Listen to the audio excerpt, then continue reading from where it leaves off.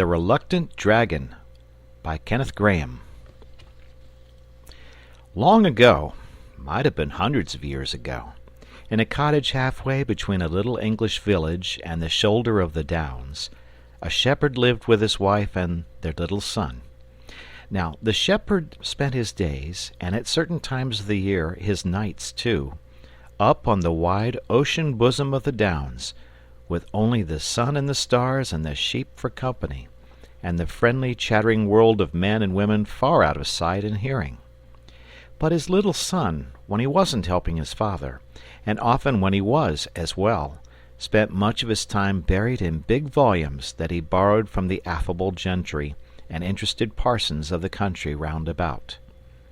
And his parents were very fond of him, and rather proud of him too, though they didn't let it on in his hearing. So he was left to go his own way and read as much as he liked, and instead of frequently getting a cuff on the side of the head, as might very well have happened to him, he was treated more or less as an equal by his parents, who sensibly thought it a very fair division of labor that they should supply the practical knowledge and he the book learning. They knew that book learning often came in useful at a pinch, in spite of what their neighbors said. What the boy chiefly dabbled in was natural history and fairy tales, and he just took them as they came, in a sandwichy sort of way, without making any distinctions, and really his course of reading strikes one as rather sensible. One evening the shepherd, who for some nights past had been disturbed and preoccupied, and off his usual mental balance, came home all of a tremble, and sitting down at the table where his wife and son were peacefully employed, she with her seam, he in following out the adventures of the giant with no heart in his body, exclaimed with much agitation, "It's all up with me, Maria! Never no more can I go up on them there Downs, was it ever so?" "Now don't you take on like that," said his wife, who was a very sensible woman, "but tell us all about it first, whatever it is as has given you this shake-up, and then me and you and the son here, between us, we ought to be able to get to the bottom of it." "It began some nights ago," said the shepherd. "You know that cave up there. I never liked it, somehow, and the sheep never liked it neither. And when sheep don't like a thing, there's generally some reason for it. Well, for some time past there's been faint noises coming from that cave, noises like heavy sighings, with grunts mixed up in them, and sometimes a snoring, far away down, real snoring, yet somehow not honest snoring like you and me o' nights, you know." "I know," remarked the boy quietly. "Of course I was terrible frightened," the shepherd went on, "yet somehow I couldn't keep away. So this very evening, before I come down, I took a cast round by the cave quietly. And there, oh Lord, there I saw him at last, as plain as I see you."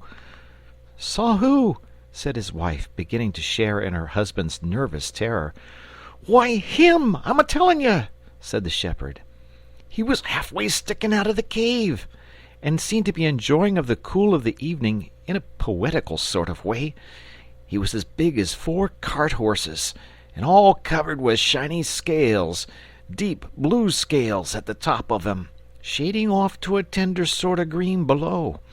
As he breathed, there was that sort of flicker over his nostrils that you see over our chalk roads on a baking windless day in summer. He had his chin on his paws, and I should say he was meditating about things. Oh, yes, a peaceable sort of beast enough, and not ramping or carrying on or doing anything but what was quite right and proper. I admit all that. And yet, what am I to do? Scales, you know, and claws, and a tail for certain, though I didn't see that end of him. I ain't used to 'em, and I don't hold with 'em, and that's a fact." The boy, who had apparently been absorbed in his book during his father's recital, now closed the volume, yawned, clasped his hands behind his head, and said sleepily, "It's all right, Father. Don't you worry. It's only a dragon. "Only a dragon!" cried his father. "What do you mean, sitting there, you and your dragons? Only a dragon, indeed! And what do you know about it?" "'Cause it is, and 'cause I do know," replied the boy quietly. "Look here, father. You know we've each of us got our line. You know about sheep and weather and things. I know about dragons. I always said, you know, that cave up there was a dragon cave. I always said it must have belonged to a dragon sometime, and ought to belong to a dragon now, if rules count for anything. Well, now you tell me it has got a dragon, and so that's all right. I'm not half as much surprised as when you told me it hadn't got a dragon. Rules always come out right if you wait quietly. Now please, just leave this all to me. I'll stroll up tomorrow morning. No, in the morning I can't. I've got a whole heap of things to do. Well, perhaps in the evening, if I'm quite free, I'll go up and have a talk with him, and you'll find it'll be all right. Only please, don't you go worrying round there without me. You don't understand 'em a bit, and they're very sensitive, you know." "He's quite right, father," said the sensible mother. "As he says, dragons is his line and not ours. He's wonderful knowing about book beasts, as everyone allows. And to tell the truth, I'm not half happy in my own mind, thinking of that poor animal lying alone up there, without a bit of hot supper or anyone to change the news with. And maybe we'll be able to do something for him. And if he ain't quite respectable, our boy'll find it out quick enough. He's got a pleasant sort of way with him that makes everybody tell him everything."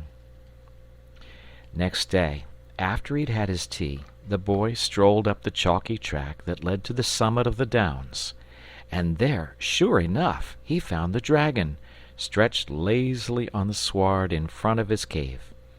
The view from that point was a magnificent one. To the right and left, the bare and billowy leagues of downs.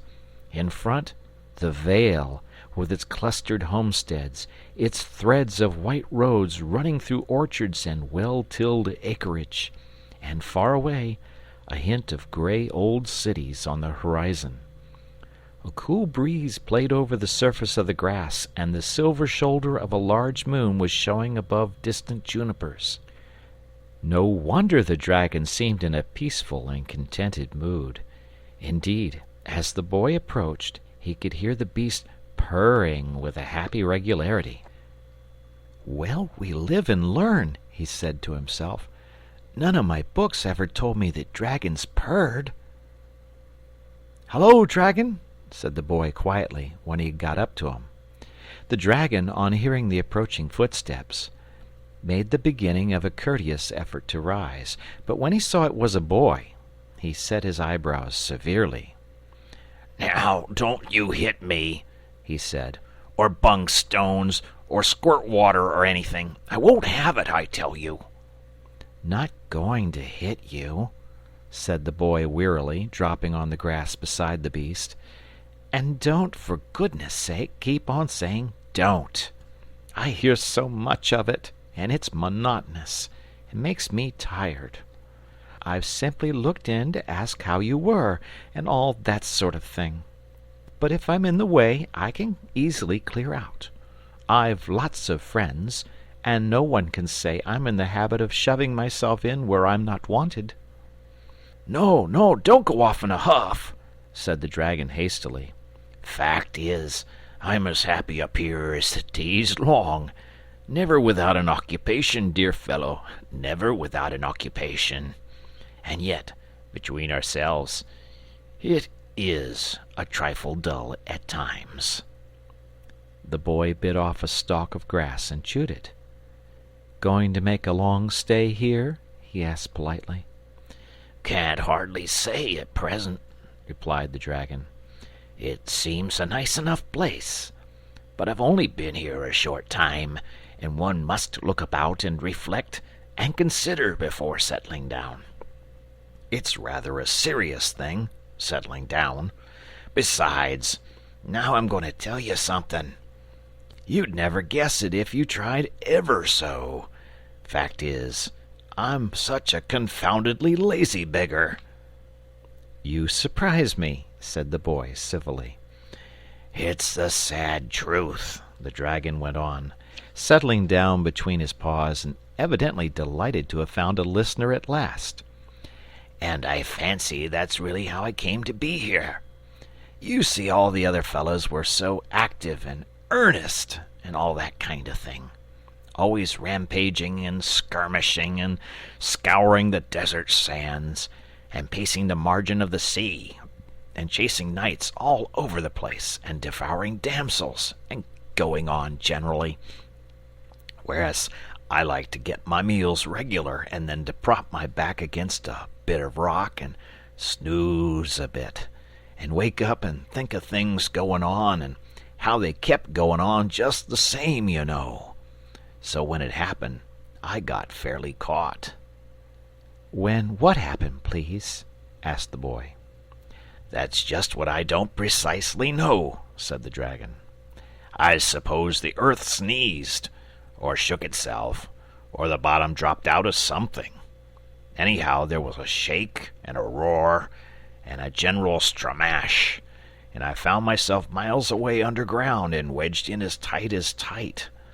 Well, thank goodness my wants are few, and at any rate I had peace and quietness and wasn't always being asked to come along and do something.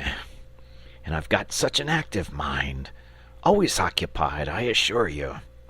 But time went on. There was a certain sameness about the life, and at last I began to think it would be fun to work my way upstairs and see what you other fellows were doing. So I scratched and burrowed and worked this way and that way, and at last I came out through this cave here. And I liked the country, and the view, and the people, what I've seen of 'em, and on the whole I feel inclined to settle down here." "What's your mind always occupied about?" asked the boy. "That's what I want to know."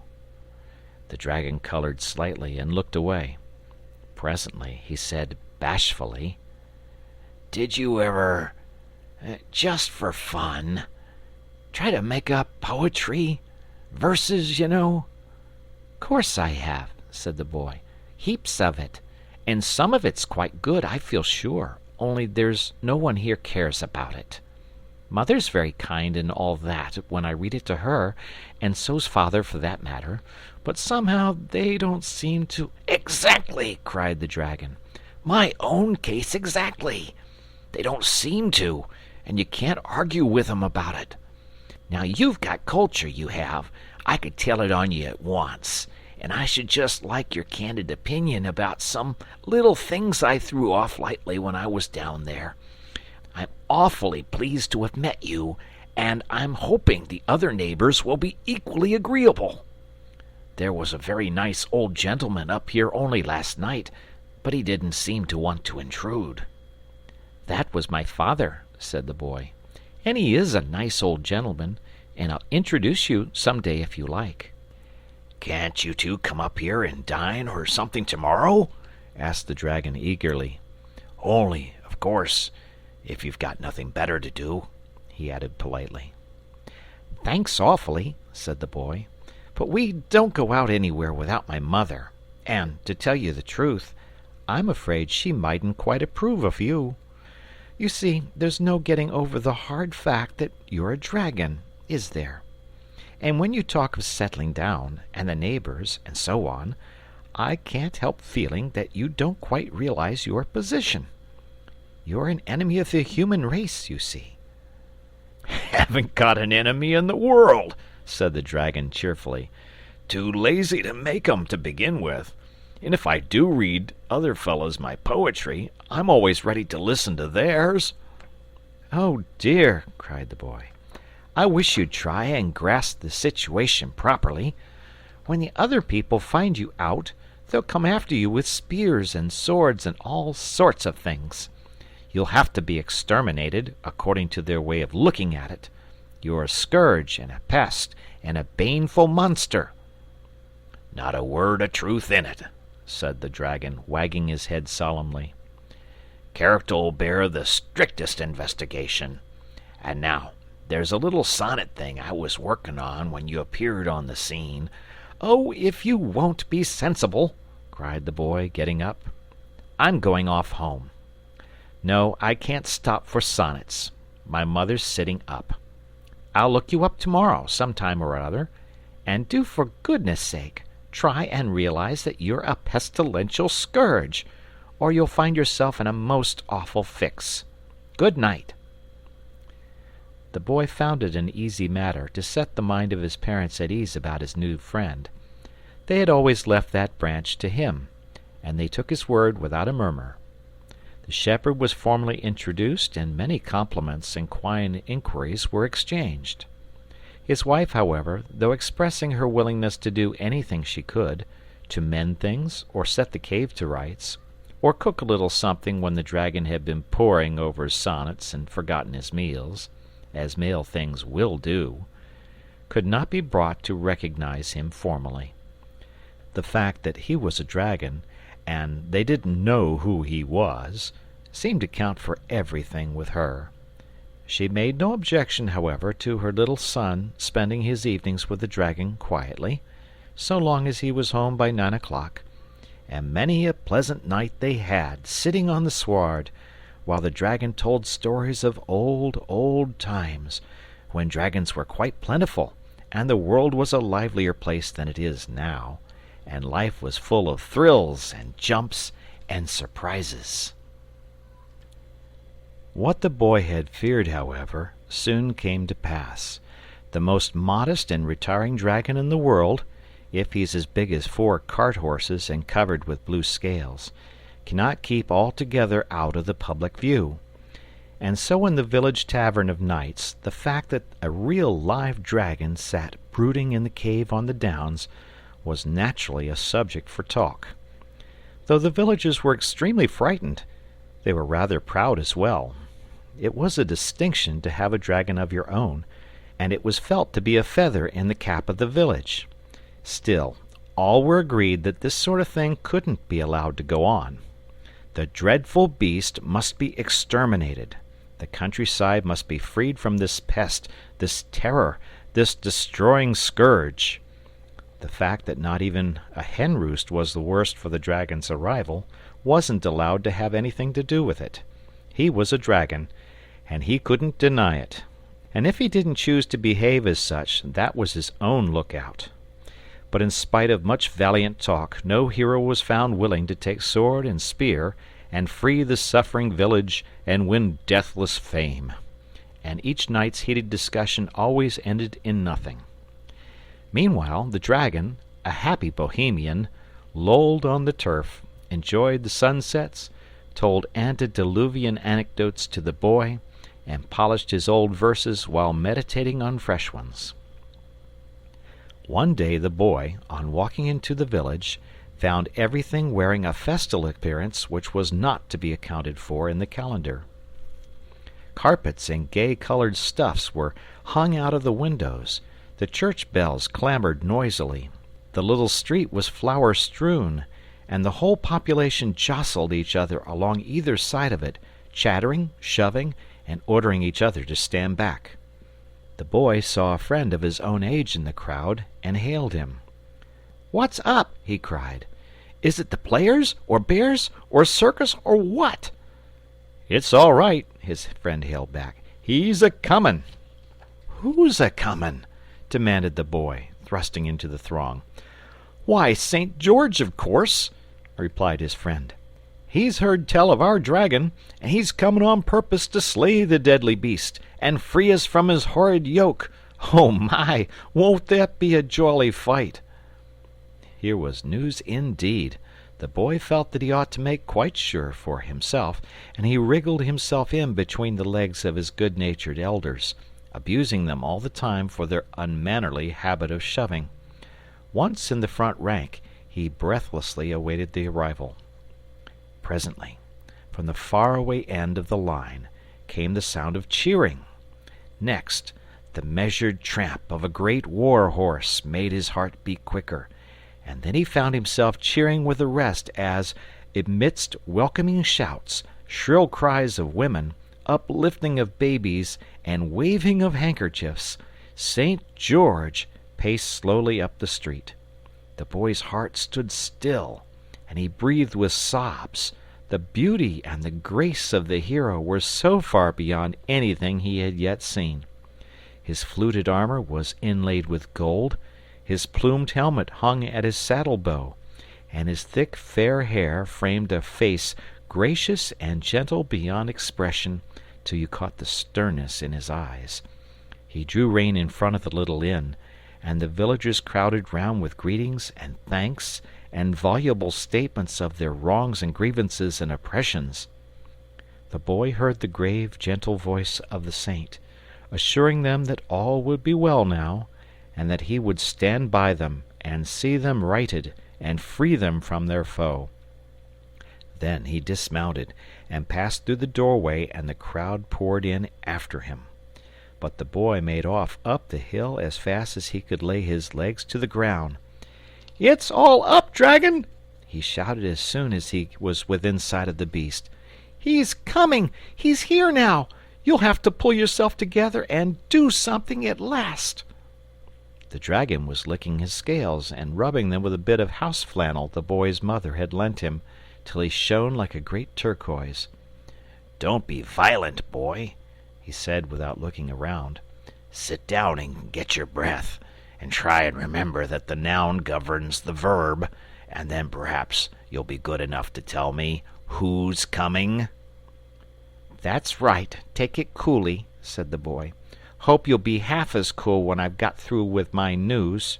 It's only St. George who's coming, that's all. He rode into the village half an hour ago. Of course you can lick him, a great big fellow like you, but I thought I'd warn you, 'cause he's sure to be round early, and he's got the longest, wickedest-looking spear you ever did see." And the boy got up and began to jump round in sheer delight at the prospect of the battle.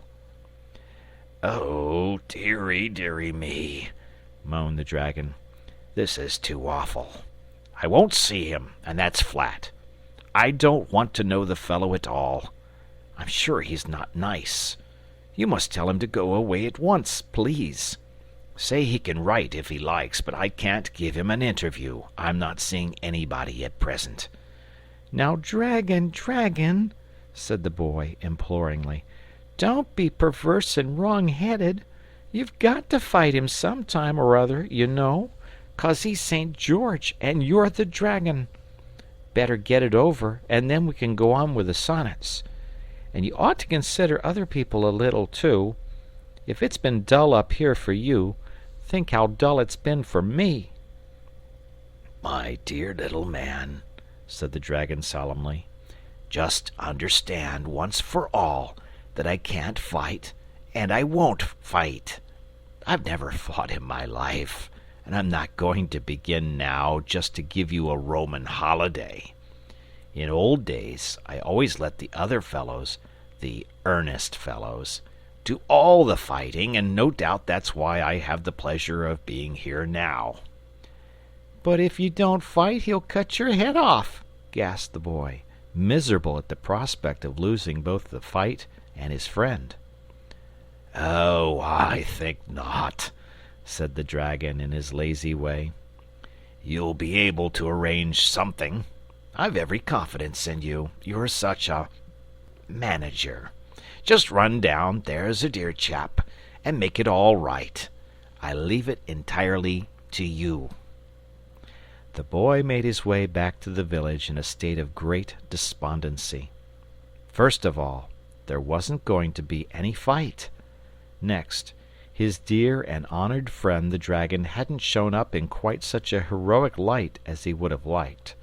And lastly, whether the dragon was a hero at heart or not, it made no difference, for St. George would most undoubtedly cut his head off. "Arrange things indeed," he said bitterly to himself. "The dragon treats the whole affair as if it were an invitation to tea and croquet."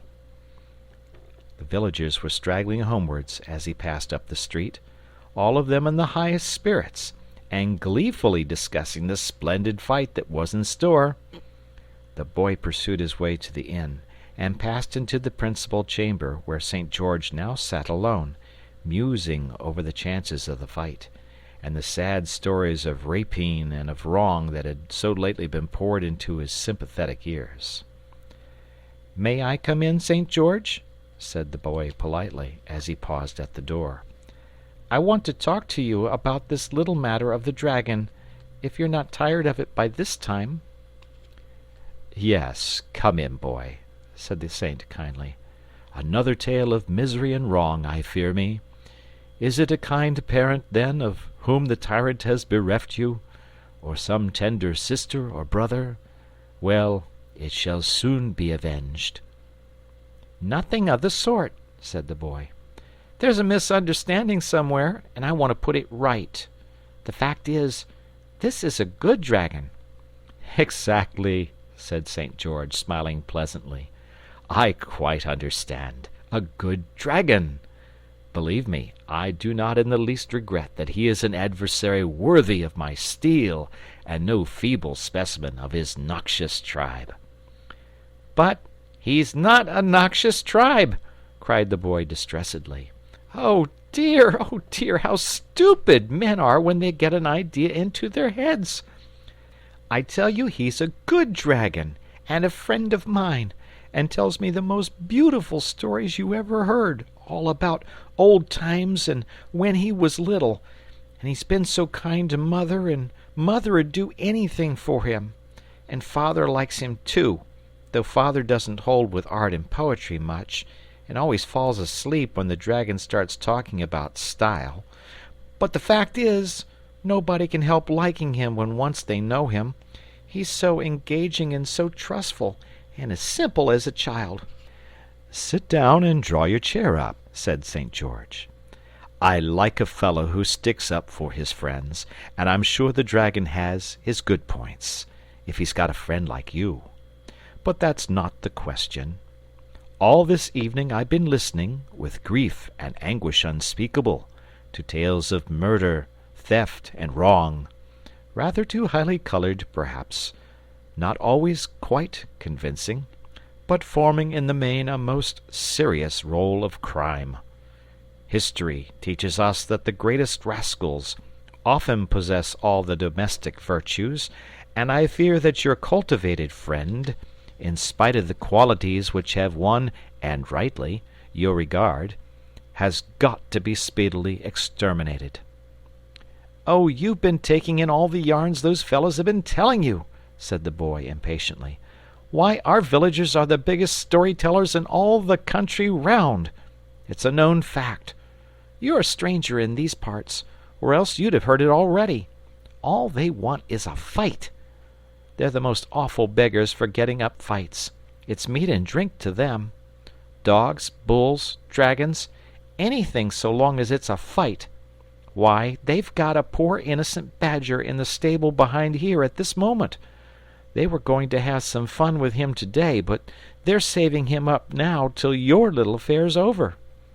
And I've no doubt they've been telling you what a hero you are, and how you were bound to win, in the cause of right and justice, and so on.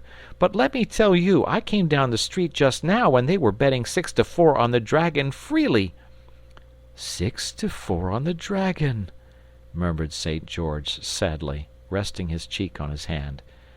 "This is an evil world, and sometimes I begin to think that all the wickedness in it is not entirely bottled up inside of dragons. And yet, may not this wily beast have misled you as to his real character, in order that your good report of him may serve as a cloak for his evil deeds? Nay, may there not be, at this very moment, some hapless princess immured within yonder gloomy cavern?" The moment he had spoken, St. George was sorry for what he had said. The boy looked so genuinely distressed. "I assure you, St. George," he said earnestly, "there's nothing of the sort in the cave at all. The dragon's a real gentleman, every inch of him, and I may say that no one would be more shocked and grieved than he would at hearing you talk in that loose way about matters on which he has very strong views." Well, perhaps I've been over-credulous, said St. George. Perhaps I've misjudged the animal. But what are we to do? Here are the dragon and I almost face to face, each supposed to be thirsting for each other's blood. I don't see any way out of it exactly. What do you suggest? Can't you arrange things somehow? That's just what the dragon said, replied the boy, rather nettled. Really, the way you two seem to leave everything to me, I suppose you couldn't be persuaded to go away quietly, could you? Impossible, I fear, said the saint. Quite against the rules. You know that as well as I do. Well, then, look here, said the boy.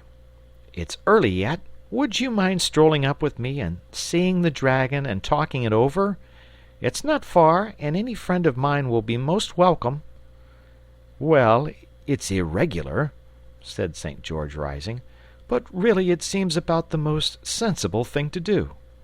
You're taking a lot of trouble on your friend's account, he added good-naturedly, as they passed out through the door together. But cheer up. Perhaps there won't have to be a fight after all. Oh, but I hope there will, though, replied the little fellow wistfully. I brought a friend to see you, dragon, said the boy, rather loud. The dragon woke up with a start. I was just thinking about things, he said in his simple way.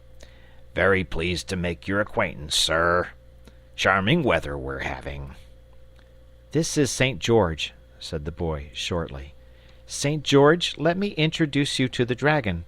We've come up to talk things over quietly, dragon, and now for goodness' sake do let us have a little straight common sense, and come to some practical business-like arrangement, for I'm sick of views and theories of life and personal tendencies and all that sort of thing. I may perhaps add that my mother's sitting up. So glad to meet you, St. George, began the dragon rather nervously. Because you've been a great traveler, I hear, and I've always been rather a stay-at-home. But I can show you many antiquities, many interesting features of our countryside if you're stopping here any time. I think, said St. George in his frank, pleasant way, that we'd really better take the advice of our young friend here, and try to come to some understanding on a business footing about this little affair of ours. Now, don't you think that after all the simplest plan would be to just fight it out according to the rules and let the best man win? They're betting on you, I may tell you, down in the village, but I don't mind that. Oh, yes, do, dragon, said the boy delightedly. It'll save such a lot of bother. My young friend, you shut up, said the dragon severely. Believe me, St. George, he went on, there's nobody in the world I'd sooner oblige than you and this young gentleman here. But the whole thing's nonsense and conventionality and popular thick-headedness. There's absolutely nothing to fight about, from beginning to end. And anyhow, I'm not going to, so that settles it. But supposing I make you, said St. George, rather nettled. You can't, said the dragon triumphantly. I should only go into my cave and retire for a time down the hole I came up. You'd soon get heartily sick of sitting outside and waiting for me to come out and fight you. And as soon as you'd really gone away, why, I'd come up again gaily, for I tell you frankly, I like this place, and I'm going to stay here. St. George gazed for a while on the fair landscape around them. But this would be a beautiful place for a fight, he began again, persuasively. These great bare rolling downs for the arena, and me in my golden armor showing up against your big blue scaly coils. Think what a picture it would make. Now you're trying to get at me through my artistic sensibilities, said the dragon. But it won't work. Not but what it would make a very pretty picture, as you say, he added, wavering a little. We seem to be getting rather nearer to business, put in the boy. You must see, dragon, that there's got to be a fight of some sort, 'cause you can't want to have to go down to that dirty old hole again and stop there till goodness knows when. It might be arranged, said St. George thoughtfully. "I must spear you somewhere, of course, but I'm not bound to hurt you very much. There's such a lot of you that there must be quite a few spare places somewhere. Here, for instance, just behind your foreleg. It couldn't hurt you much, just here." "Now you're tickling, George," said the dragon coyly.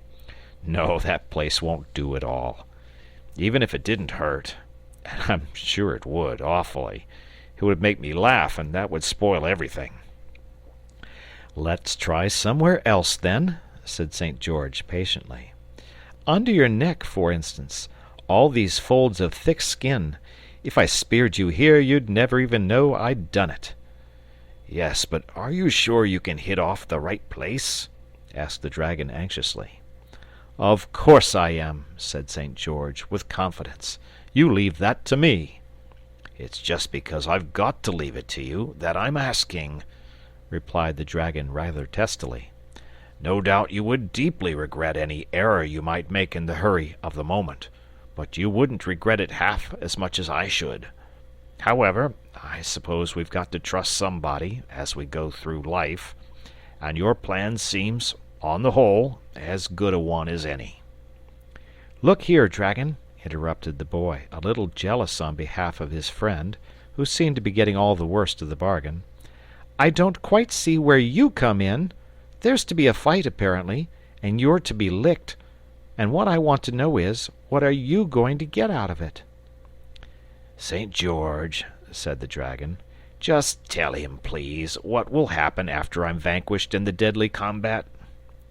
"Well, according to the rules, I suppose I shall lead you in triumph down to the marketplace, or whatever answers to it," said St. George. "Precisely," said the dragon. "And then?" "And then there'll be shoutings and speeches and things," continued St. George. "And I shall explain that you're converted, and see the error of your ways, and so on." "Quite so," said the dragon. "And then?" "Oh, and then," said St. George, "why, and then there will be the usual banquet, I suppose." "Exactly," said the dragon, "and that's where I come in. Look here," he continued, addressing the boy, "I'm bored to death up here, and no one really appreciates me. I'm going into society, I am, and through the kindly aid of our friend here, who's taking such a lot of trouble on my account, and you'll find I've got all the qualities to endear me to people who entertain. So now that's all settled, and if you don't mind, I'm an old-fashioned fellow. Don't want to turn you out, but—" "Remember, you'll have to do your proper share of the fighting, dragon," said St. George, as he took the hint and rose to go. "I mean ramping and breathing fire, and so on." "I can ramp all right," replied the dragon confidently. "As to breathing fire, it's surprising how easily one gets out of practice. But I'll do the best I can. Good night." They had descended the hill, and were almost back in the village again, when St. George stopped short. "Knew I had forgotten something," he said. "There ought to be a princess. Terror-stricken and chained to a rock, and all that sort of thing. Boy, can't you arrange a princess?" The boy was in the middle of a tremendous yawn. "I'm tired to death," he wailed, "and I can't arrange a princess, or anything more, at this time of night. And my mother's sitting up, and do stop asking me to arrange more things till tomorrow." Next morning, the people began streaming up to the downs at quite an early hour, in their Sunday clothes and carrying baskets with bottlenecks sticking out of them, every one intent on securing good places for the combat. This was not exactly a simple matter, for of course it was quite possible that the dragon might win, and in that case even those who had put their money on him felt they could hardly expect him to deal with his backers on a different footing to the rest. Places were chosen, therefore, with circumspection and with a view to a speedy retreat in case of emergency, and the front rank was mostly composed of boys who had escaped from parental control and now sprawled and rolled about on the grass, regardless of the shrill threats and warnings discharged at them by their anxious mothers behind. The boy had secured a good front place, well up towards the cave, and was feeling as anxious as a stage manager on first night. Could the dragon be depended upon? He might change his mind and vote the whole performance rot, or else, seeing that the affair had been so hastily planned, without even a rehearsal, he might be too nervous to show up. The boy looked narrowly at the cave, but it showed no sign of life or occupation. Could the dragon have made a moonlight flitting? The higher portions of the ground were now black with sightseers, and presently a sound of cheering and a waving of handkerchiefs told that something was visible to them which the boy, far up towards the dragon end of the line as he was, could not yet see. A minute more, and St. George's red plumes topped the hill, as the saint rode slowly forth on the great level space which stretched up to the grim mouth of the cave. Very gallant and beautiful he looked on his tall war-horse, his golden armor glancing in the sun, his great spear held erect, the little white pennon crimson-crossed fluttering at its point. He drew rein and remained motionless. The lines of spectators began to give back a little, nervously, and even the boys in front stopped pulling hair and cuffing each other, and leaned forward expectant. "Now then, dragon," muttered the boy impatiently, fidgeting where he sat. He need not have distressed himself had he only known. The dramatic possibilities of the thing had tickled the dragon immensely, and he had been up from an early hour, preparing for his first public appearance with as much heartiness as if the years had run backwards, and he had been again a little dragonlet, playing with his sisters on the floor of their mother's cave at the game of saints and dragons, in which the dragon was bound to win. A low muttering, mingled with snorts, now made itself heard, rising to a bellowing roar that seemed to fill the plain. Then a cloud of smoke obscured the mouth of the cave, and out of the midst of it the dragon himself, shining, sea-blue, magnificent, pranced splendidly forth, and everybody said, "Ooh!" as if he had been a mighty rocket. His scales were glittering, his long spiky tail lashed his sides, his claws tore up the turf and sent it flying high over his back, and smoke and fire incessantly jetted from his angry nostrils. "Oh, well done, dragon!" cried the boy excitedly. "Didn't think he had it in him," he added to himself. St. George lowered his spear, bent his head, dug his heels into his horse's sides, and came thundering over the turf. The dragon charged with a roar and a squeal, a great blue whirling combination of coils and snorts and clashing jaws and spikes and fire. "Missed!" yelled the crowd. There was a moment's entanglement of golden armor and blue-green coils and spiky tail, and then the great horse, tearing at his bit, carried the saint, his spear swung high in the air almost up to the mouth of the cave. The dragon sat down and barked viciously, while St. George with difficulty pulled his horse round into position. "End of round 1," thought the boy. "How well they managed it! But I hope the saint won't get excited. I can trust the dragon all right. What a regular play-actor the fellow is!" St. George had at last prevailed on his horse to stand steady, and was looking round him as he wiped his brow. Catching sight of the boy, he smiled and nodded, and held up 3 fingers for an instant. "It seems to be all planned out," said the boy to himself. "Round 3 is to be the finishing one, evidently.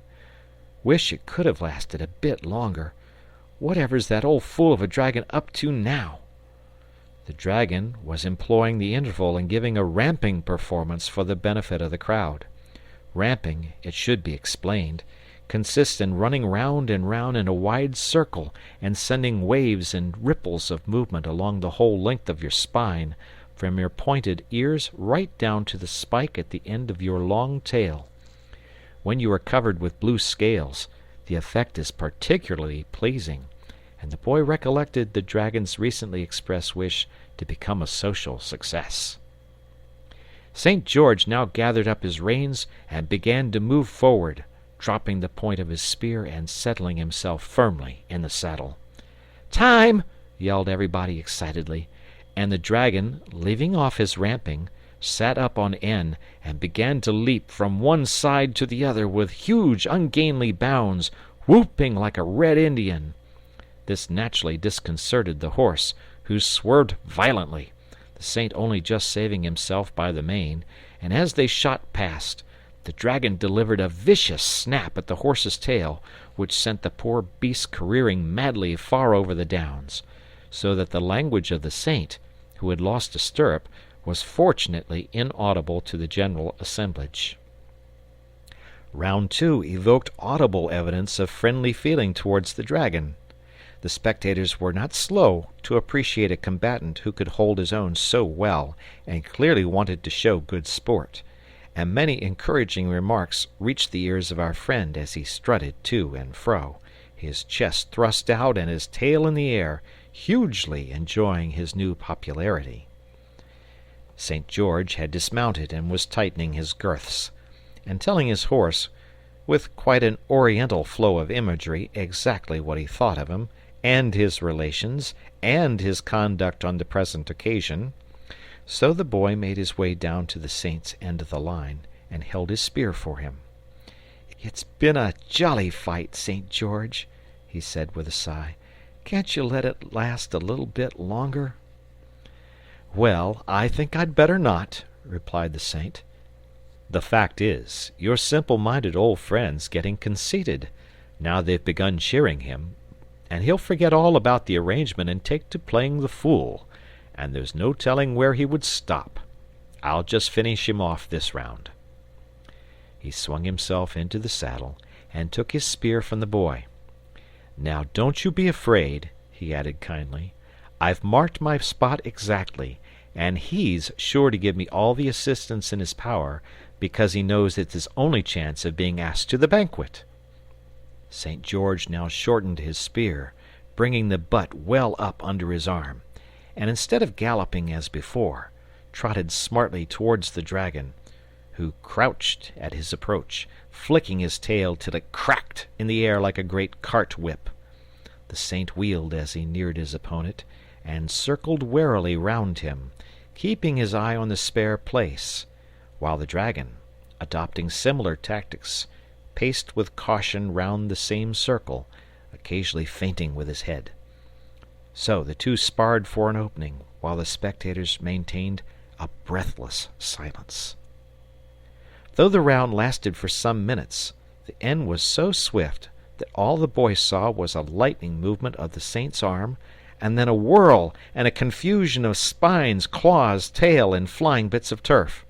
The dust cleared away, the spectators whooped and ran in cheering, and the boy made out that the dragon was down, pinned to the earth by the spear, while St. George had dismounted and stood astride of him. It all seemed so genuine that the boy ran in breathlessly, hoping the dear old dragon wasn't really hurt.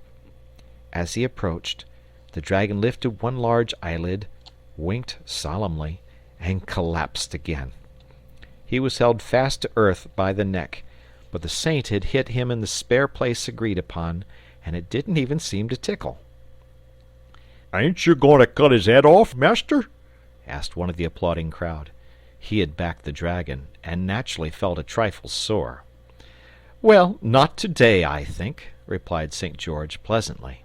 "You see, that can all be done at any time. There's no hurry at all. I think we'll all go down to the village first, and have some refreshment, and then I'll give him a good talking to, and you'll find he'll be a very different dragon." At that magic word, refreshment, the whole crowd formed up in procession and silently awaited the signal to start. The time for talking and cheering and betting was past. The hour for action had arrived. St. George, hauling on his spear with both hands, released the dragon, who rose and shook himself and ran his eyes over his spikes and scales and things to see that they were all in order. Then the saint mounted and led off the procession. The dragon followed meekly in the company of the boy, while the thirsty spectators kept at a respectful interval behind. There were great doings when they got down to the village again, and had formed up in front of the inn. After refreshment, St. George made a speech, in which he informed his audience that he had removed their direful scourge at a great deal of trouble and inconvenience to himself, and now they weren't to go about grumbling and fancying they'd got grievances, because they hadn't. And they shouldn't be so fond of fights, because next time they might have to do the fighting themselves, which would not be the same thing at all. And there was a certain badger in the inn stables which had got to be released at once, and he'd come and see it done himself. Then he told them that the dragon had been thinking over things, and saw that there were two sides to every question, and he wasn't going to do it any more, and if they were good, perhaps he'd stay and settle down there. So they must make friends, and not be prejudiced, and go about fancying they know everything there was to be known, because they didn't, not by a long way. And he warned them against the sin of romancing, and making up stories, and fancying other people would believe them just because they were plausible and highly colored. Then he sat down, amidst much repentant cheering, and the dragon nudged the boy in the ribs, and whispered that he couldn't have done it better himself. Then everyone went off to get ready for the banquet. Banquets are always pleasant things, consisting mostly, as they do, of eating and drinking. But the specially nice thing about a banquet is that it comes when something's over, and there's nothing more to worry about, and tomorrow seems a long way off. St. George was happy because there had been a fight and he hadn't had to kill anybody, for he didn't really like killing, though he generally had to do it. The dragon was happy because there had been a fight, and so far from being hurt in it, he had won popularity and a sure footing in society. The boy was happy because there had been a fight, and in spite of it all, his two friends were on the best of terms. And all the others were happy because there had been a fight, and, well, they didn't require any other reasons for their happiness. The dragon exerted himself to say the right thing to everybody, and prove the life and soul of the evening, while the saint and the boy, as they looked on, felt that they were only assisting at a feast of which the honor and the glory were entirely the dragon's. But they didn't mind that, being good fellows, and the dragon was not in the least proud or forgetful. On the contrary, every 10 minutes or so he leant over toward the boy and said impressively, "Look here, you will see me home afterwards, won't you?" And the boy always nodded, though he had promised his mother not to be out late. At last the banquet was over. The guests had dropped away with many good nights and congratulations and invitations, and the dragon, who had seen the last of them off the premises, emerged into the street followed by the boy, wiped his brow, sighed, sat down in the road, and gazed at the stars. "Jolly night it's been," he murmured. "Jolly stars. Jolly little place this. Think I shall just stop here. Don't feel like climbing up any beastly hill. Boy's promised to see me home. Boy had better do it then. No responsibility on my part. Responsibility all a boy's." And his chin sank on his broad chest, and he slumbered peacefully. "Oh, get up, dragon!" cried the boy piteously. "You know my mother's sitting up, and I'm so tired, and you made me promise to see you home, and I never knew what it meant, or I wouldn't have done it." And the boy sat down in the road by the side of the sleeping dragon and cried. The door behind them opened, a stream of light illumined the road, and St. George, who had come out for a stroll in the cool night air, caught sight of the two figures sitting there, the great motionless dragon and the tearful little boy. "What's the matter, boy?" he inquired kindly, stepping to his side. "Oh, it's this great lumbering pig of a dragon," sobbed the boy. "First he makes me promise to see him home, and then he says I'd better do it, and he goes to sleep. Might as well try to see a haystack home. And I'm so tired, and mother's—" Here he broke down again. "Now, don't take on," said St. George. I'll stand by you, and we'll both see him home. Wake up, dragon, he said sharply, shaking the beast by the elbow. The dragon looked up sleepily. What a night, George, he murmured. What a... Now look here, dragon, said the saint firmly. Here's this little fellow waiting to see you home, and you know he ought to have been in bed these 2 hours, and what his mother'll say I don't know, and anybody but a selfish pig would have made him go to bed long ago. And he shall go to bed, cried the dragon, starting up. Poor little chap, only fancy his being up at this hour. It's a shame, that's what it is, and I don't think, St. George, you've been very considerate. But come along at once, and don't let us have any more arguing or shilly-shallying. You give me hold of your hand, boy. Thank you, George. An arm up the hill is just what I wanted. So they set off up the hill arm in arm, the saint, the dragon, and the boy. The lights in the little village began to go out, but there were stars and a late moon as they climbed to the downs together. And as they turned the last corner and disappeared from view, snatches of an old song were borne back on the night breeze. I can't be certain which of them was singing, but I think it was the dragon. End of the story.